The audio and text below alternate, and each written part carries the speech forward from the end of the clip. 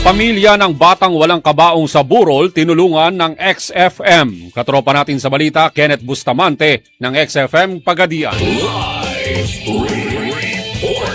Naipagkaloob ng tulong mula sa mga tagapakinig ng XFM Pagadian sa pamilya ng isang batang pumanaw na nilalamayan na walang kabaong sa barangay Poblasyon, Tubod, Lanao del Norte. Nakalikom ang XFM Pagadian na mahigit 5,000 pesos bukod pa sa 2 sako ng bigas na personal na ibinigay sa pamilya ni Baby Manuel Gulahab. Napagalaman na muntik nang hindi mabigyan ng maayos na burol at libing ang bata dahil sa kakulangan ng pinansyal at kakayahan ng pamilya. Batay sa impormasyon, nahulog umano sa hagdan ang batang si Manuel at sinundan pa ito ng matinding lagnat at hika na naging sanhi ng kanyang biglaang pagpanaw. Dahil sa kahirapan, hindi nakapaghanda ang pamilya para sa libing ng bata. Samantala, taos-pusong pasasalamat naman ang ipinahayag ng ina ng bata na si Annalyn Gulahab sa mga tagapakinig ng XFM na tumulong sa kanila. Mula dito sa XFM 89.5 Pagadian, para sa nagkakaisang Pilipinos-Pilipinas, katropang Kenneth Bustamante, XFM News.